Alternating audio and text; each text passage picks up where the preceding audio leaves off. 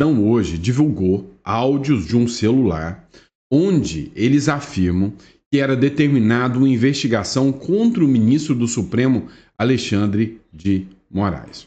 O próprio Deltan Dallagnol, que é procurador, ex-procurador da Lava Jato, hoje ele gravou um vídeo onde o título do vídeo é Bomba, Trump está investigando o patrimônio de autoridades brasileiras. Ou seja, o Donald Trump não vai deixar passar barato. Lá nos Estados Unidos, talvez uma das bombas mais relevantes, que é o caso Felipe Martins, acabou de explodir.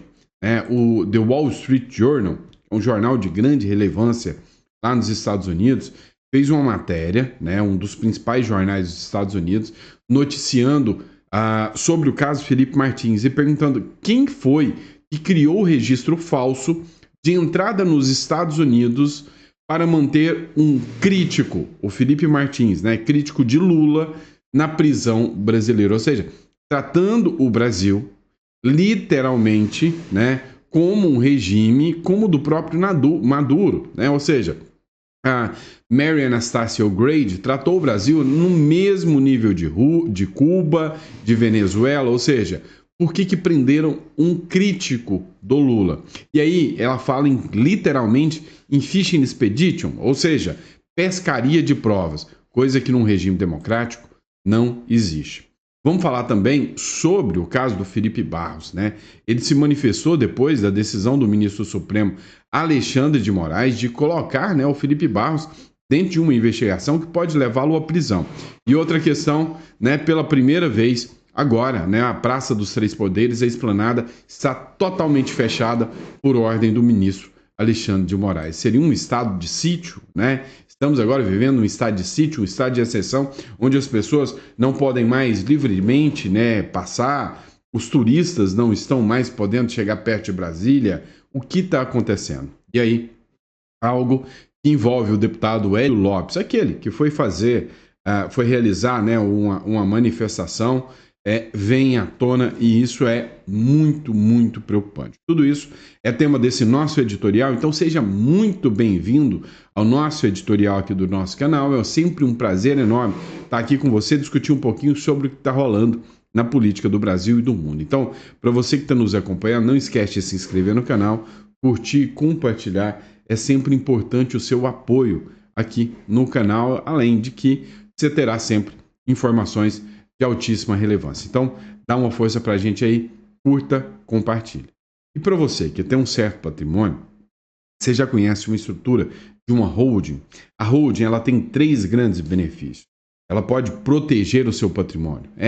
Às vezes você deixa todo o patrimônio no seu CPF, você está totalmente vulnerável. Então, você constrói uma holding e protege o seu patrimônio. Você pode conseguir fugir de um possível inventário, ou seja, a cada inventário, grande parte do seu patrimônio se dilapida.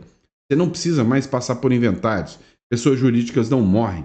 E a grande terceira questão é a economia de impostos. Por exemplo, hoje você paga 27,5% no imposto de renda sobre o seu aluguel na pessoa física. Não tem como mais mudar. Agora, com a reforma tributária, com o IBS e a CBS, o imposto vai passar dos 35% sobre aluguel.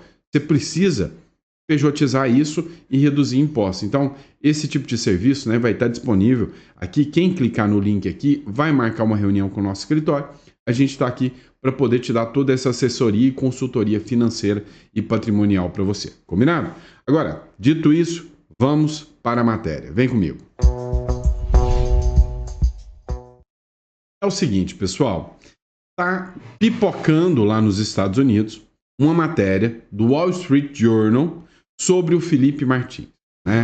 Na semana passada, o Felipe Martins deu seu depoimento e o seu depoimento circulou aí o Brasil afora. Agora, começa a circular o mundo. Vamos lá, matéria do Paulo Figueiredo Show, internacional, lawfare, ou seja, quem falsificou o registro de entrada nos Estados Unidos de Felipe Martins? Pergunta o Wall Street Journal. Quem falsificou o registro? Wall Street Journal expõe uma adulteração de documentos do CBP Orlando para manter crítico de Lula preso no Brasil. O registro falso de entrada de Martins nos Estados Unidos apareceu 2 vezes no site oficial desde 2024. A jornalista Mary Anastasia O'Grady questiona a motivação para inventar uma viagem ao Felipe Martins que não aconteceu. O ex-assessor de Bolsonaro, além de tudo, ficou 183 dias preso por Alexandre de Moraes, baseado o quê? Num documento falso. A matéria do Wall Street Journal tratou exatamente disso. O Ivan Kleber, que é o correspondente de Londres, ele fez uma publicação também onde ele falou justamente dessa publicação do Wall Street Journal. Escuta só. A deterioração da democracia brasileira é preocupante e mais. Registros falsos ajudam na acusação duvidosa do Brasil contra um aliado de Bolsonaro. É o que diz um artigo de opinião publicado pelo Conselho Editorial do jornal Wall Street Journal na noite deste domingo, dia 27, sobre o caso Felipe Martins. Vou ler aqui um trecho da matéria.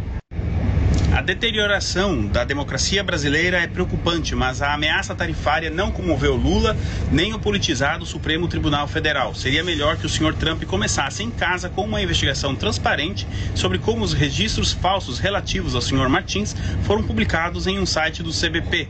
Depois desapareceram e reapareceram.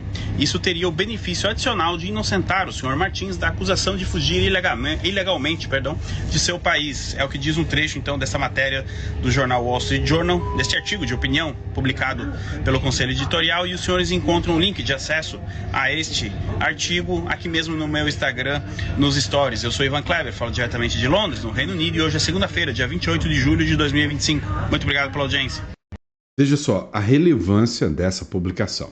Ela fala, né, que inicialmente o próprio Donald Trump deveria começar com uma investigação interna sobre o caso Felipe Martins. Matéria do Área Militar também que publicou urgente. O Wall Street Journal acaba de publicar quem criou o registro falso de entrada nos Estados Unidos de Felipe Martins, crítico a Lula, né? Algo parece estar errado dentro do escritório da Alfândega de Proteção das Fronteiras em Orlando, na Flórida, onde um documento de entrada falso nos Estados Unidos de um ex-assessor do presidente brasileiro Jair Bolsonaro foi publicado em seu site oficial, não uma, mas duas vezes, desde 2024. Dados de celular, recibos, cartão de crédito, lista de passageiros e um voo comercial que Felipe Martins pegou no Brasil em 31 de dezembro de 2022 comprovam que ele não poderia ter entrado nos Estados Unidos na noite de dia 30 de dezembro de 2022, como a CBP Orlando alegou pela primeira vez em março de 2024. E aí, quando esses fatos foram levados ao conhecimento do Departamento de Segurança Interna, ele concordou que o Felipe Martins não poderia estar lá.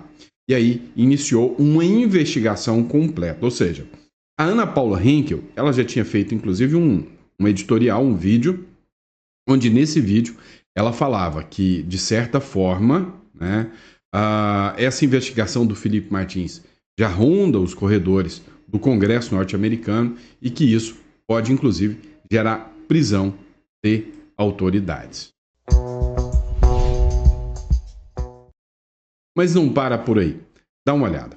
O Deltan Dallagnol, ele fez uma publicação ontem também com o título Bomba, Trump está investigando o patrimônio de autoridades brasileiras. Dá uma olhadinha nesse trecho aqui, porque literalmente hoje os ministros do Supremo Tribunal Federal estão na mira total do Donald Trump. Dá uma olhada nesse trecho aqui.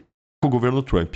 Mas os americanos estão indo com tudo para cima do patrimônio das autoridades brasileiras. Já estão investigando o patrimônio dos ministros.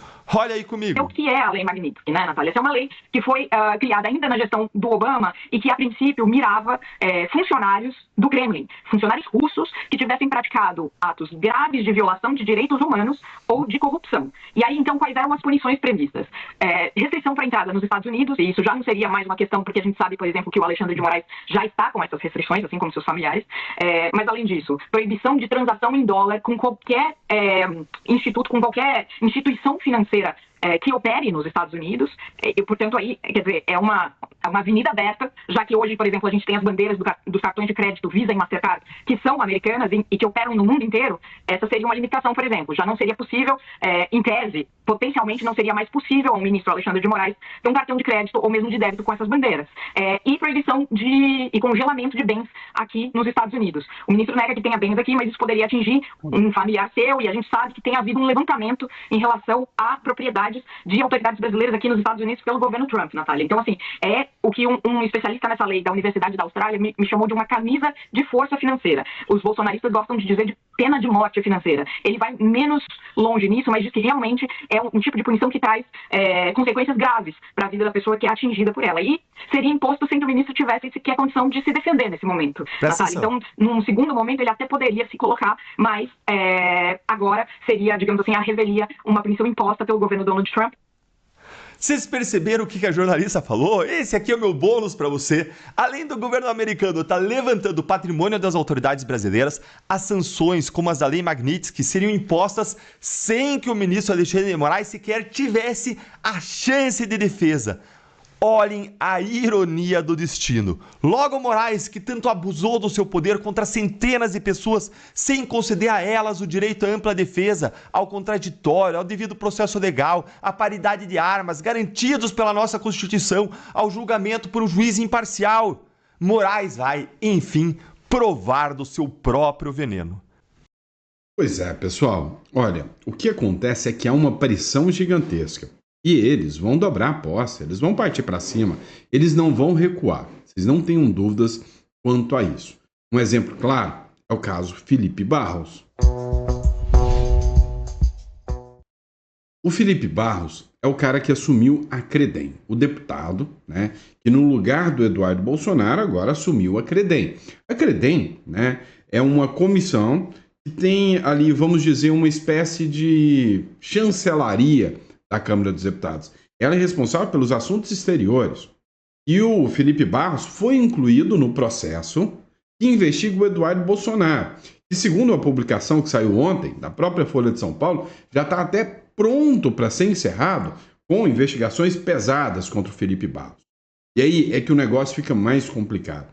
Porque essa investigação que vai contra o Eduardo Bolsonaro pode, né, ter uma implicação de pena de até 17 anos de cadeia.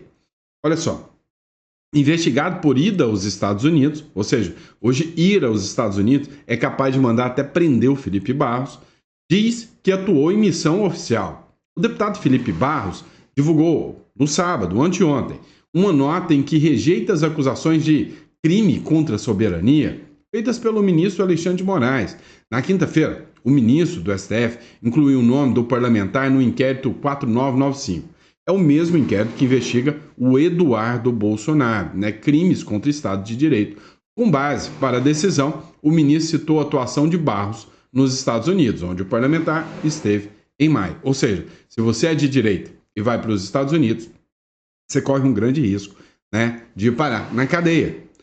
Deputado se manifesta após ser incluído por Moraes em investigação. Incluído no inquérito, ele disse o seguinte: embora até o momento não tenha sido citado formalmente no inquérito em questão, esclareço que foi aos Estados Unidos em missão oficial da Câmara dos Deputados, autorizado pela presidência da Casa. Reuni-me oficialmente com meus homólogos, presidente do Comitê de Relações Exteriores e presidente do Subcomitê de Inteligência da Câmara dos Deputados. Inclusive, aliás, tratou-se da primeira vez que o presidente da Comissão de Relações Exteriores da Defesa Nacional da Câmara dos Deputados do Brasil foi recebido formalmente pelo Congresso americano. Vincular a missão oficial às sanções econômicas resultantes do alinhamento de Lula a autocracias do eixo do mal não passa de ficção para tentar destruir a reputação do meu trabalho no comando da Credem. Foi o que disse aqui o deputado Felipe Barros, né? E eu acho que o maior crime do Felipe Barros é ser aliado do Bolsonaro. Vamos lá, pessoal, mas não para por aí, não. Outro aliado do Bolsonaro também está na mira. Sabe, o Felipe Barros, ele que está sendo investigado agora, o presidente da Credem, ele simplesmente foi lançado pelo Bolsonaro como possível candidato a Senado, né? Então, uma possibilidade grande de vitória. E aí, você duvida que ele ficará inelegível? Vai ficar inelegível. Agora, dá uma olhada no áudio vazado pelo Estadão e você vai entender onde eu quero chegar, né, na minha análise aqui. Vamos dar uma olhada nessa matéria do Poder 360. Em 2007, o STF foi contra proibir atos na Praça dos Três Poderes. Agora, em 2025, o Alexandre de Moraes atendeu ao pedido do Procurador-Geral da República e vetou manifestação no local. O que essa matéria quer dizer? Quer dizer que a partir agora de uma decisão do ministro Alexandre de Moraes, ninguém mais pode se manifestar ou chegar perto da Praça dos Três Poderes. O que aconteceu? O deputado federal Hélio Lopes, mais conhecido como Hélio Negão, resolveu fazer um protesto silencioso. Sentou numa cadeira, colocou um esparadrapo na boca e tentou fazer um protesto. Um tempo depois, outro deputado, Cabo Gilberto, chegou para fazer, Coronel Crisóstomo, desculpe, chegou para fazer a manifestação também. O ministro Alexandre de Moraes mandou a Polícia Federal fazer baculejo nos dois, investigar, tocou os dois e disse que nem na porta da Câmara e nem dentro da Câmara eles podem fazer manifestação mais. E agora, ninguém pode sequer chegar perto da Praça dos Três Poderes. Dá uma olhada nessa matéria do Poder 360. No sábado qualquer, a Praça dos Três Poderes estaria cheia de turistas. Mas 26 de julho, por ordem dada na sexta-feira, 25 de julho, o ministro Alexandre de Moraes, do Supremo Tribunal Federal, ordenou que a Praça dos Três Poderes, na capital Brasília, fosse fechada e agora está vazia, a não ser pela polícia. Durante a tarde, a polícia também instalou uma faixa adicional de grades de contenção. E segundo a PM, não há previsão de retomada das atividades turísticas até segunda ordem. Estou em frente à praça onde o acampamento iniciado pelo deputado federal Hélio Lopes, do PL Rio de Janeiro, foi retirado pela PM. Hélio deixou o local na madrugada desse sábado, 26 de julho, por ordem imediata de remoção dada pelo ministro. O congressista, conhecido aliado do ex-presidente Jair Bolsonaro, do PL, fez protesto solitário no local, com um esparadrapo tampando a boca, vestindo uma camiseta com a bandeira de Israel e declarou estar em jejum de palavras. Segundo o magistrado, a decisão busca prevenir novos episódios semelhantes ao de 8 de janeiro. Para garantir a segurança pública e evitar novos eventos criminosos semelhantes aos atos golpistas ocorridos em 8 de janeiro de 2023, determina a proibição de qualquer acampamento em um raio de 1 quilômetro da Praça dos Três Poderes, esplanada dos ministérios. E, obviamente, em frente aos quartéis das Forças Armadas, escreveu Moraes na decisão. Vamos lá. Será que o ministro Alexandre de Moraes ou qualquer outro integrante do Supremo Tribunal Federal determinou o cancelamento dos descontos em folha dos aposentados para evitar novas fraudes? Acho que não, né? Será que em algum momento, determinou-se que deputados que eram alvos de mensalão e petrolão não possam mais lidar com emendas e recursos públicos para evitar, literalmente, o desvio de verbas públicas? Bem, não. Agora, o risco de um novo 8 de janeiro, esse é perigoso demais. Por quê? Por causa de uma manifestação de um deputado. Agora, o Estadão escancarou o quanto a imprensa é um braço do próprio sistema. Eu quero que você preste atenção nessa matéria e você verá onde essa matéria quer chegar.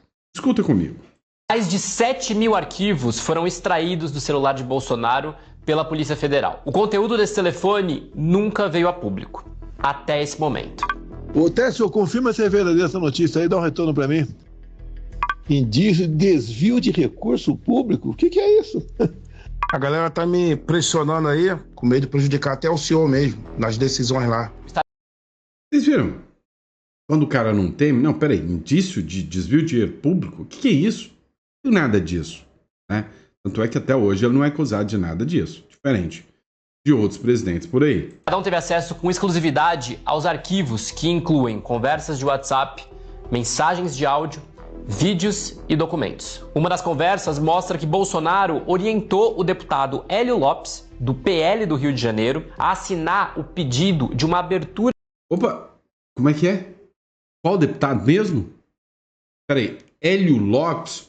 O mesmo da investigação da manifestação? Entendi. Peraí, então quer dizer que são mais de 700 mensagens há anos e anos que estão na mão da Polícia Federal, Tem quanto gigabyte de mensagem. E aí, de repente, depois de uma manifestação do Hélio Lopes, a Polícia Federal deixa vazar uma informação de que o Bolsonaro orientou o Hélio Lopes a assinar a CPI de abuso de autoridade para poder investigar e pegar o Alexandre de Moraes. De CPI de abuso de autoridade de ministros do Supremo Tribunal Federal. A iniciativa mirava diretamente o ministro Alexandre de Moraes. Hélio Lopes enviou uma mensagem de áudio a Bolsonaro em 26 de abril de 2023, perguntando a opinião do ex-presidente sobre o assunto. Boa noite, presidente. A galera tá me pressionando aí, porque Eduardo, todo mundo assinou essa CPI de abuso de autoridade do TSE e do STF. E eu não assinei até agora porque, não queria entrar nessa bola dividida, com medo de prejudicar até o senhor mesmo, nas decisões lá. O que o senhor acha aí, mais ou menos?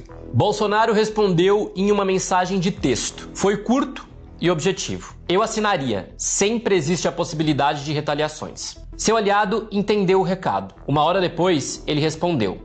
Já assinei. Apesar da assinatura dos bolsonaristas, a CPI até hoje não saiu do papel. O conteúdo do celular também mostra que o ex-presidente tinha uma lista de transmissão para disparar informações contra o governo Lula e tentar exaltar o seu período como presidente. Vem cá, o Lula tem uma lista de transmissão para espalhar, informações contra o Bolsonaro. Qual que é a lista de transmissão?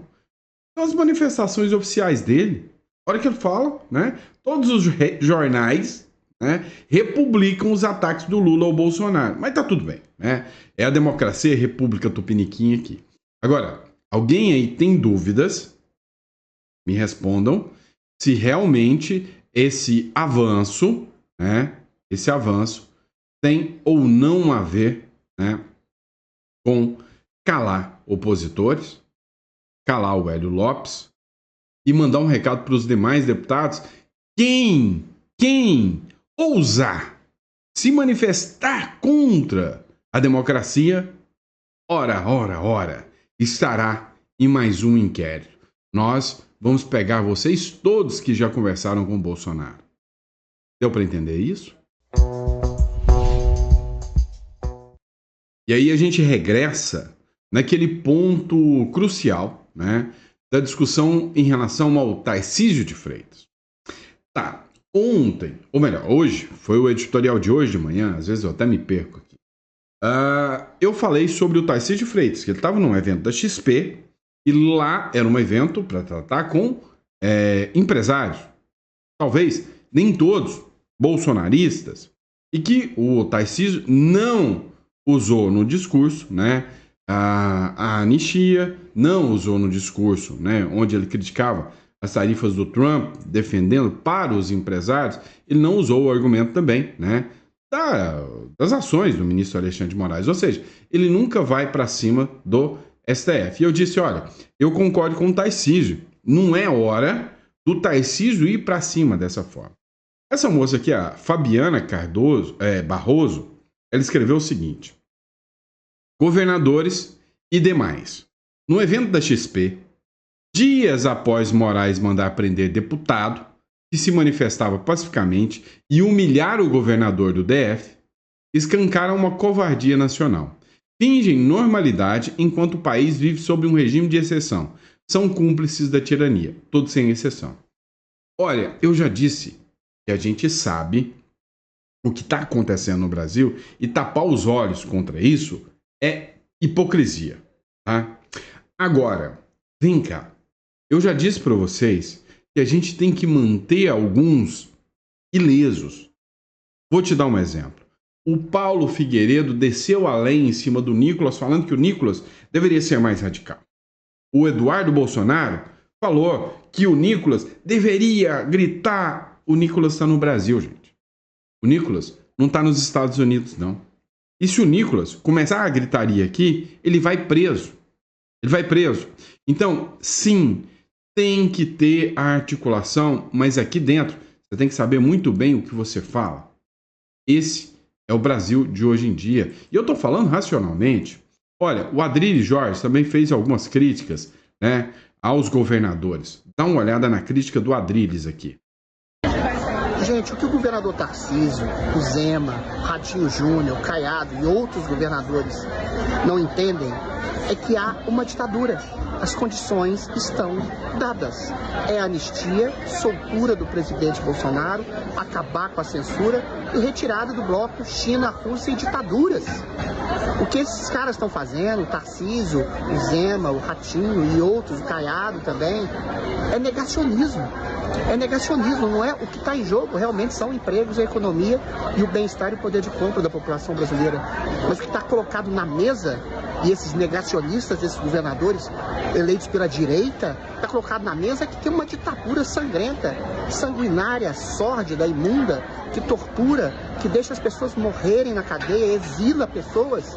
O que o governo Trump está querendo é que o Brasil se alinhe a países democráticos e se torne novamente uma democracia e expurgue os ditadores. Acorda, Tarcísio. Acordem, governadores. Tomem vergonha na cara. Não é uma negociação econômica, todo mundo está cansado de saber disso. Vocês, com a sua omissão, estão deixando pessoas morrerem na cadeia, serem arruinadas financeira, moralmente, fisicamente. Olha a família do Crezão chorando por ele, olha a família da Débora presa por um batom. Tenham vergonha na cara. Assumam que as negociações são humanistas, não são sociofinanceiras. Se há empregos que vão faltar, há vidas que estão faltando, e também pela omissão de vocês. Pois é, pessoal. A fala do Adrilles mostra, né, a existência de um racha real com relação à postura dos governadores. Há uma ala que diz que os governadores têm que manter a calma nessa hora. E que se os governadores comprarem uma briga maior, vai cair todo mundo, enquanto o Senado não estiver pronto, né, para atuar. Ou seja, ou o resultado vem do Senado ou do porta-aviões no Lago Paranoá, né? E aí não viria de forma alguma dos governadores. Agora, o que vocês precisam entender? Qual é o desespero maior, né, por parte dos ministros? É que as manifestações já começaram. E agora, sem depender de políticos. Para que vocês possam entender, dá uma olhada nessa publicação aqui, lá da Rádio Brado, por exemplo. Confira as imagens de manifestação pela defesa de Jair Bolsonaro, ocorrida no domingo, dia 27, no Farol da Barra, em Salvador. Ou seja, aqui não é organizada pelo Bolsonaro, não é organizada por políticos, ela é orgânica, ela simplesmente está acontecendo, né? O que a gente precisa entender? Isso aqui começa a preocupar, tá? Começa a preocupar. Por quê? Porque eles já fizeram de tudo. Prenderam manifestantes, 8 de janeiro, e o povo ainda não para de ir para as ruas. E aí, teve deputado tentando se manifestar sobre ordem de prisão, não se podem manifestar, né? E a grande questão que ficou é, olha, vocês não podem se manifestar a não ser que não seja 1 quilômetro. Vem cá, eu já defendi isso aqui, eu não sei se vocês concordam comigo, tá? O meu posicionamento é, se todos os deputados da oposição fizessem, que seja, né, na Avenida Paulista, que seja a 1 quilômetro do Congresso Nacional, todos parassem para fazer greve de fome, o mundo veria isso. Mas eles não querem fazer também.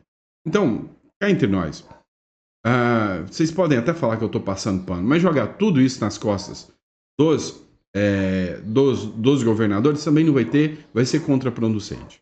Mas olha só, essa é a manifestação do Farol da Barra. Manifestação bonita, né? Pessoal com bandeiras verde e amarela, sem agressão, sem violência. É o típico da direita. E aí o que acontece? Isso aqui incomoda o sistema de uma forma que vocês não têm noção, né? Não tem noção do quanto isso aqui incomoda. Vamos lá, olha só. Isso aqui já é uma publicação do Fábio Lopes. Ontem também, no domingo, teve buzinaço lá em Belo Horizonte, né? Ou seja, o povo está começando a fazer buzinaço, manifestação. Isso aqui foi orgânico. E começa assim, vai manifestando, vai aumentando, o povo vai mais, de repente, manda prender todo mundo, né? Argumentando que isso aí é um risco para a democracia. O povo se torna um risco para a democracia. Ó, Aracaju tem buzinaço em defesa da liberdade e do impeachment de ministro Alexandre de Moraes. Ou seja, as manifestações estão acontecendo. Estão acontecendo. Olha só, vou deixar aqui para vocês verem aqui as manifestações que estão acontecendo em Aracaju. O povo está indo para a rua. É buzinaço, é orgânico. Ou seja, apesar do medo, né, no domingo, eu não tive muito tempo de gravar para vocês, mas eu coloquei o vídeo aqui de um influenciador que recebeu um áudio do pai falando: meu filho, pelo amor de Deus, para de falar, não fala mais nada sobre isso, para de falar, pelo amor de Deus. Quantas vezes eu já ouvi isso? Tá? Quantas vezes eu já ouvi isso? E o povo, mesmo com medo, está indo para a rua enquanto ainda é tempo. Porque se chegar a um nível mais acelerado, censura, do autoritarismo, acabou. Tá? Acabou. Não vai ter a menor possibilidade, né, de continuar, né, esse tipo de situação. Bom, e aí no próximo bloco, né, no próximo editorial, das 4 horas da tarde, eu quero falar com vocês, né, sobre algumas sanções que foram impostas a juízes e os efeitos reais disso, né, dentro da Lei Magnitsky. Bom, e é isso, pessoal. Para você que me acompanhou até agora, muito obrigado pela confiança, pela credibilidade. É sempre um prazer enorme e uma honra estar aqui com vocês. Bom, eu vejo vocês no próximo editorial. Grande abraço.